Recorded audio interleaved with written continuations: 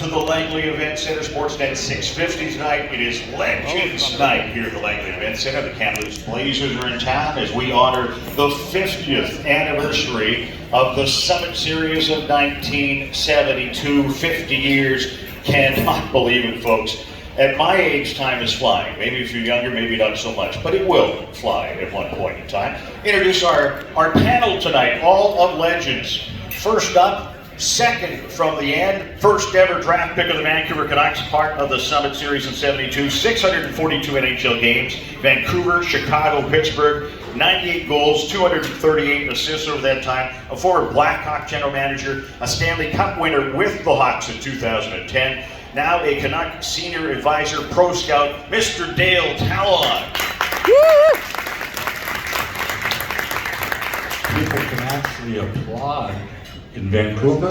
You're allowed. It's allowed. First of many, we think. Another former Chicago Blackhawk, 959 NHL games played, 303 goals, 351 assists in his time, another 67 points in 104 playoff games, 4 Summit Series games played, productive, 2 goals, 2 assists in those 4 games. The always shy and introverted Dennis Hull.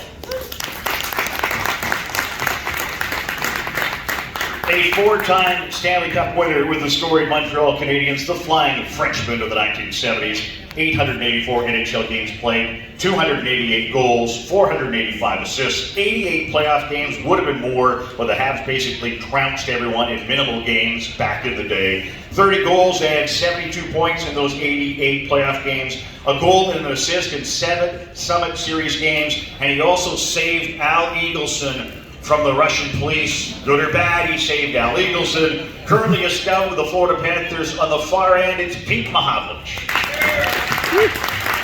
Nice to be in Langley. This man spent 17 years playing for the Montreal Canadiens. 968 games played, 428 goals, 863 points. Logged 147 playoff games, 127 more points in the postseason. 8 Summit Series games played, 3 goals, 2 assists, some key goals in the series as well. A former Canadiens captain, a 10-time Stanley Cup winner, now an official ambassador for the Montreal Canadiens, the Roadrunner, Yvon Cournoyer.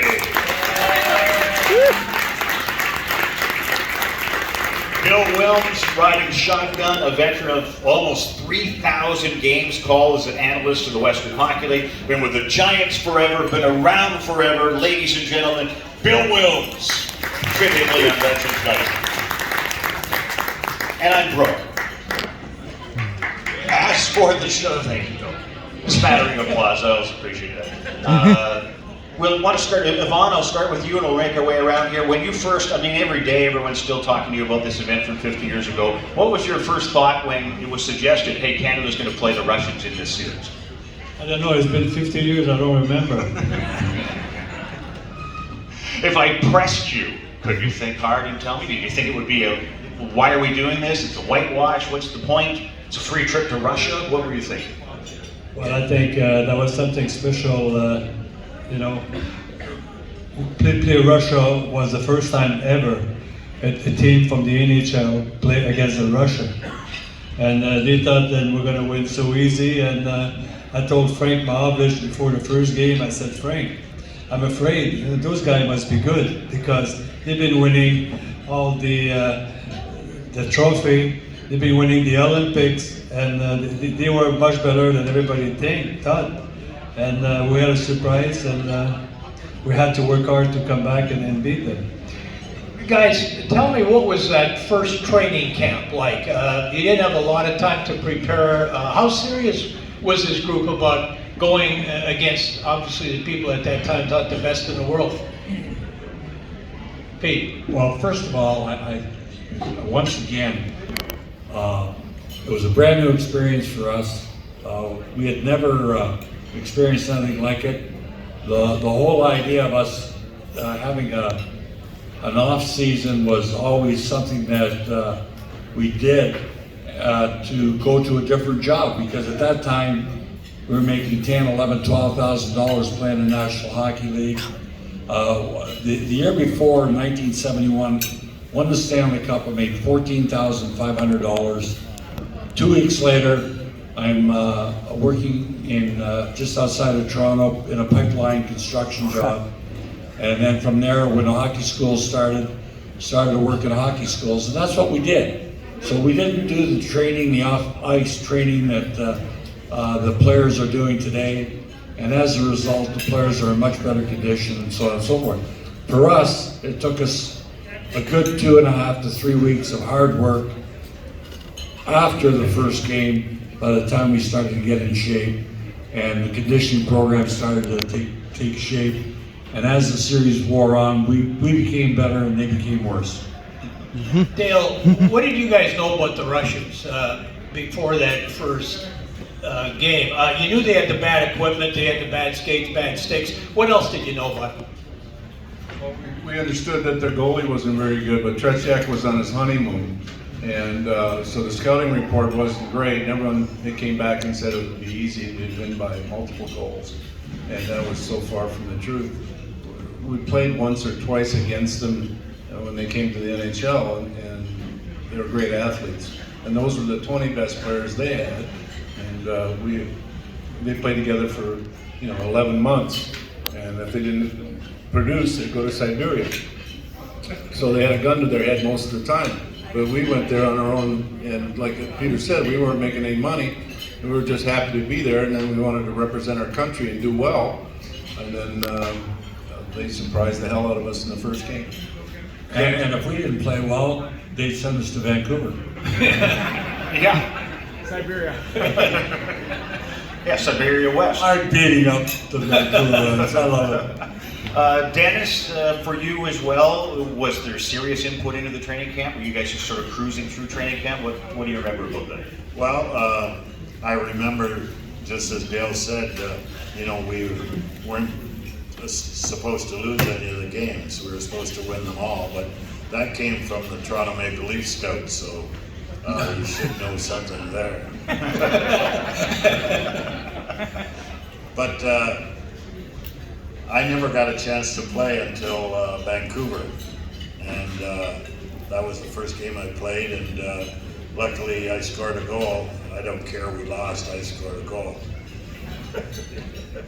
Now, That's a big thing. I got it. Bobby wasn't on the team because of the NHL contract, or the WHA contract, I should say. Did he keep in touch with you? Did you guys communicate a lot right from day one? Well, I told Harry Sinden, I'm not going to play unless Bobby can play. So I told Bobby, and he said, listen, you go and represent the family. And he said, I'll be okay. And it worked out, yeah. But what a team, though, Dennis. If you had Bobby there, 2 Bobbies were missing, Bobby Orr too. Right. But Bobby Hull, Bobby Orr, does that change things at all? I think it would have. Might have kicked me off the team, but Your sister would have kicked you off the team. She's a better player than you were.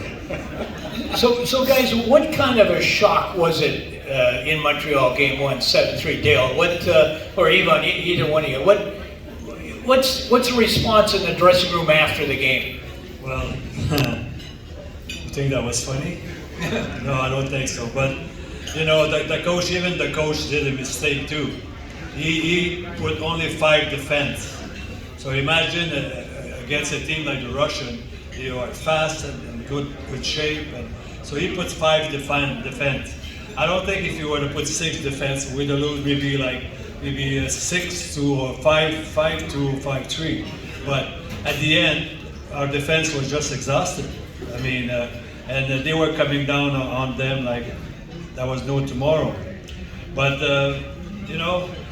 we had to forget about that game because the most important game was the second game in Toronto. If we were to lose that game, I think we would have a problem because we say we lose 2 games in a row, but we beat them. So after beating them in Toronto, we knew if we get in shape, if we get our head together, we can beat them. But that's what happened. We beat them in Toronto, and I think that was one of the biggest games, especially after losing 7-3. So we had to win that game because we were in trouble. So guys, what with Harry Sinden, was he an X's and O kind of a coach, or was it just go out and play your own game, Pete? Or Dale? I think he changed the whole system because in the NHL, the wingers checked the points because the points would shoot the puck a lot, where over there they never shot the puck. So he brought the wingers down low and put the centermen up high, and that, because down low we couldn't stop them from what I could see.